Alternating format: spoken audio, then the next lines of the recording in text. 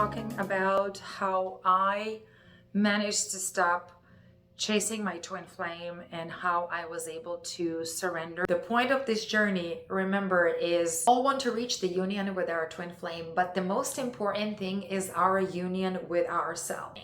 Once we reach the union with ourselves, we can reach the union with our twin flame.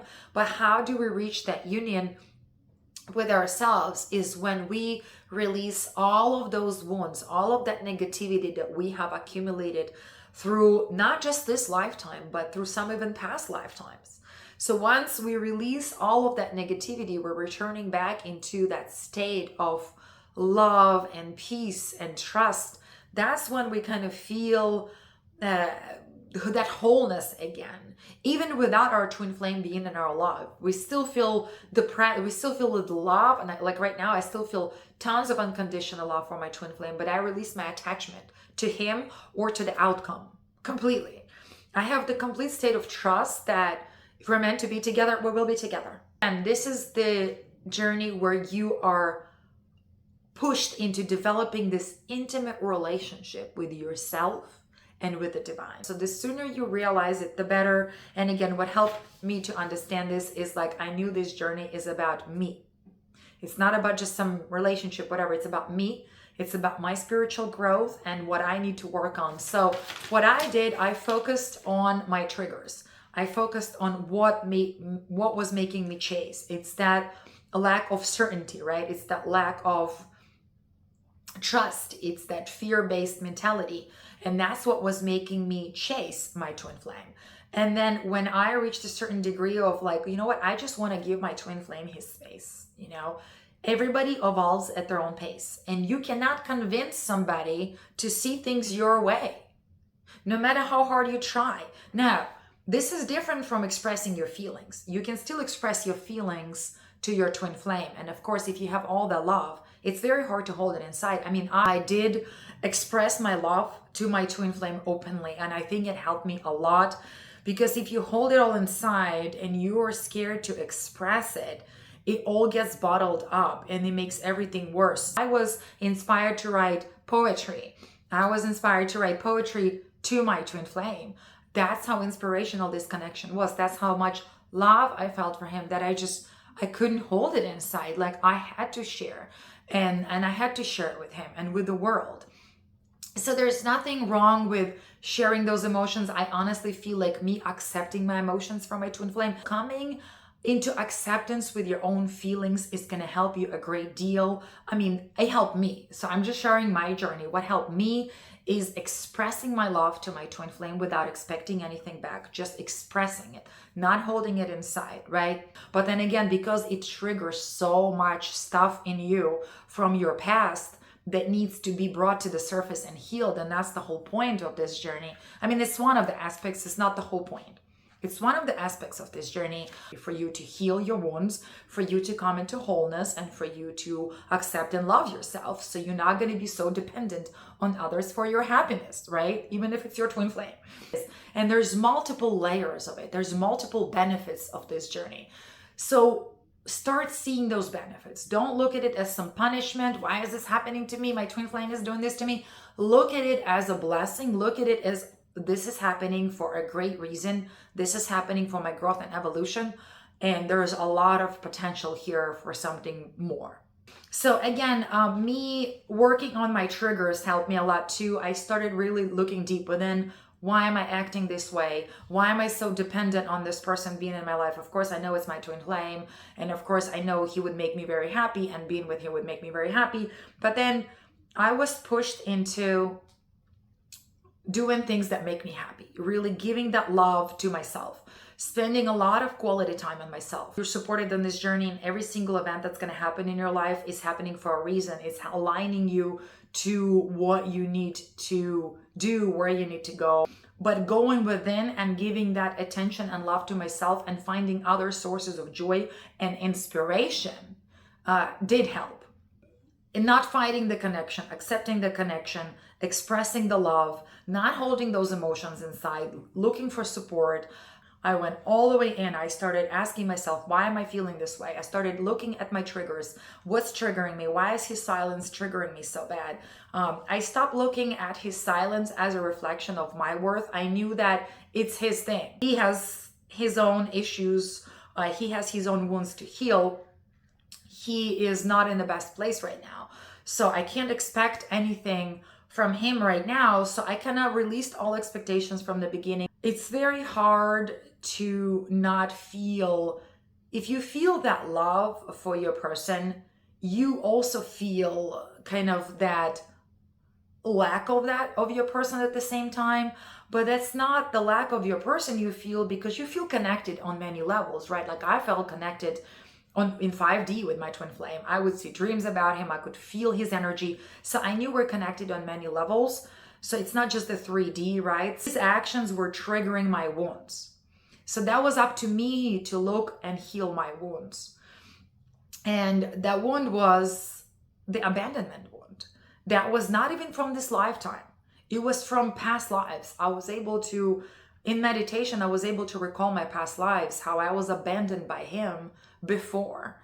I knew that in this lifetime, I can rise above and I can heal. So I told myself, in this lifetime, I'm going to show myself that I can be okay without him in my life. I could see that my task, my mission, my goal, my whatever quest was to learn how to be without him and still be okay.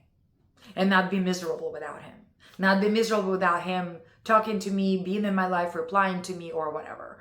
And so I made that my goal. So when I switched my perspective and I've made that my goal, it made everything easier for me to look. I shifted perspective. I had a shift of perspective. And I started coming to my own power. And I said, I have an ability to make me happy. You know, I'm not going to be dependent on my twin flame. Yes, he is the person I would die to be with. But you know what? I can prove to myself that I can make myself happy. I really coming in terms with my feelings, understanding, stop fighting this connection, accepting this connection for what it is, accepting my twin flame's behavior for what it was without trying to change it, manipulate it, or convince him to see things my way. No matter how hard you try, you're not going to be able to have them see things your way until they're ready. They have to come to their own revelations. They have their own journey, you know. They have to go through their own journey that you have no control of. You control your journey. They're going to control their own journey. Don't put all this responsibility on yourself that as if, as divine feminine, you're in charge of your journey and his journey. No, you're not. His journey is his journey. My journey is my journey.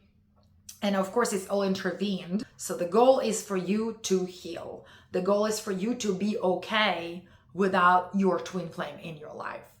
To let your twin flame just be, okay? And know that it's not anything personal.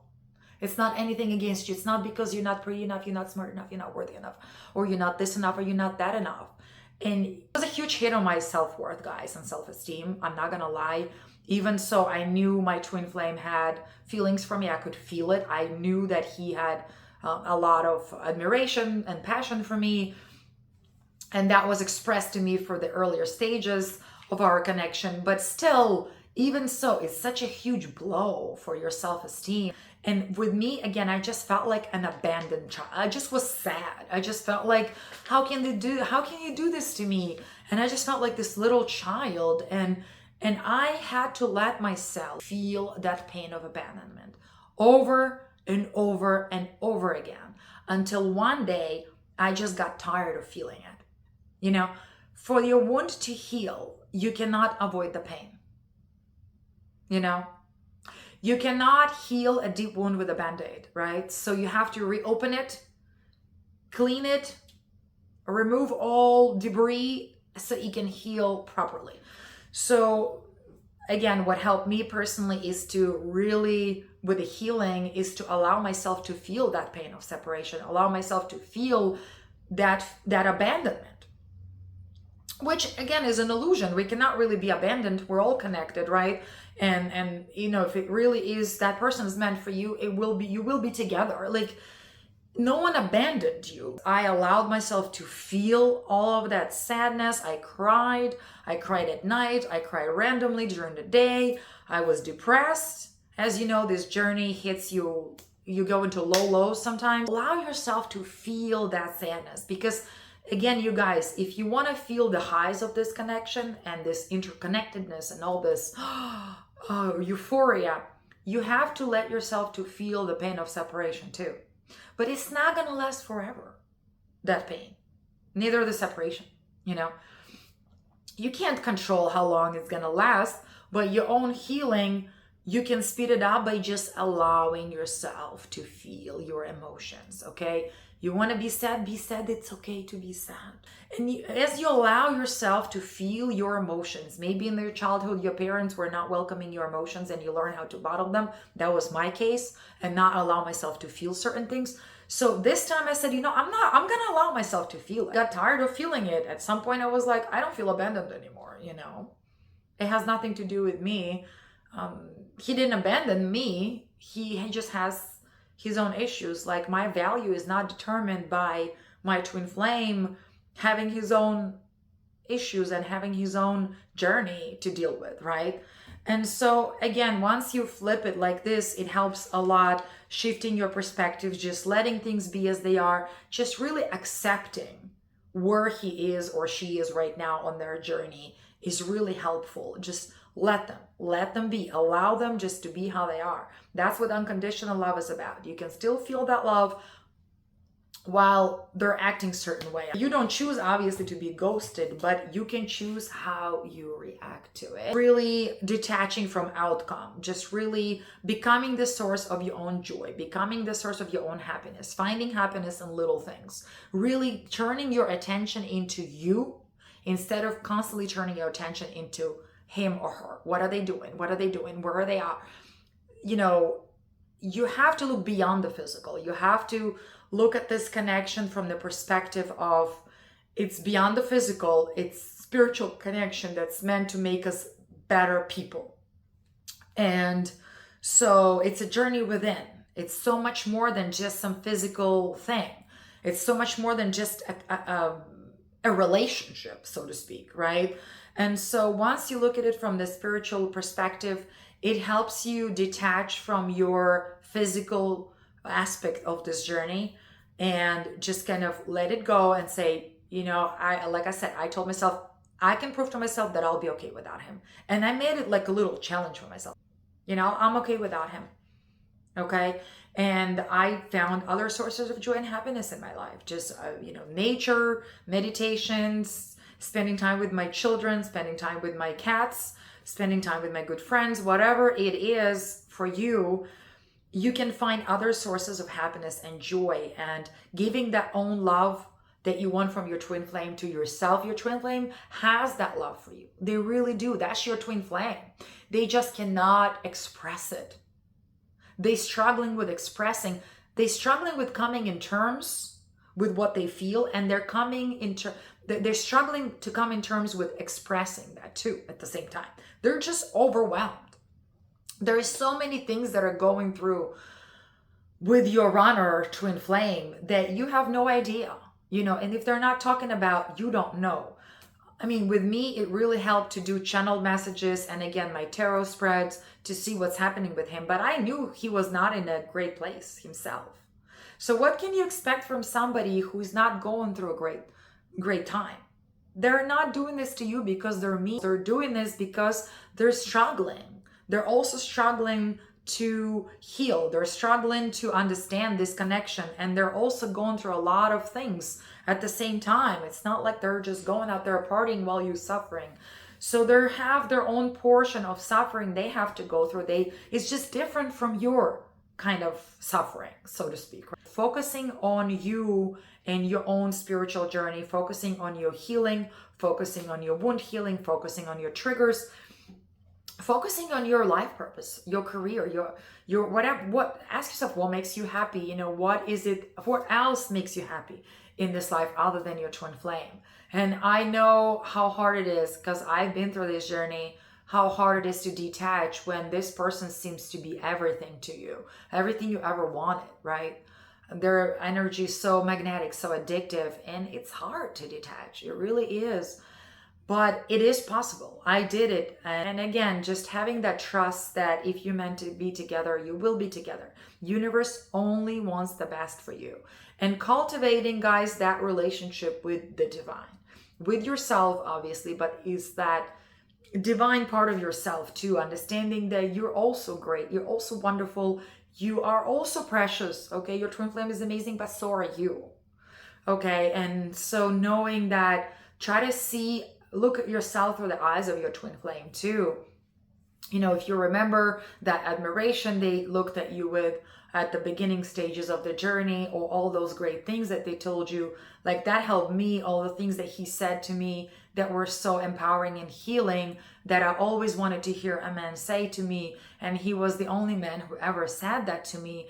And that was kind of a beautiful thing.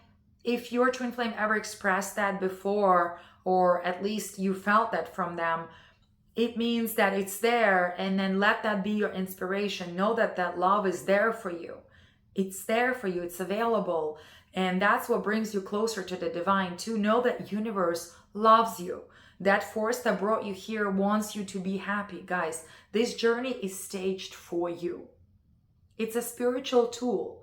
Twin flame bond is a spiritual tool for, other than the common mission together and all other things, it's also the tool for you to learn and grow and evolve as a soul. So use this as a tool, cultivating that relationship with the divine and having that trust that God and universe is on your side. They want you to succeed. You are supported on this journey by non-physical beings, by your spirit guides, by your angels, whatever you want to believe in, that you're supported on this journey, that you're guided. This journey is divinely guided. It has its own timing. There's divine timing, right? So knowing all of this, understanding all of this, really helps a lot to come into terms of this thing could be bigger than you can comprehend, and you can't control it. And you can only control how you perceive it, your own kind of portion of this journey, right? What you can't control, let it go.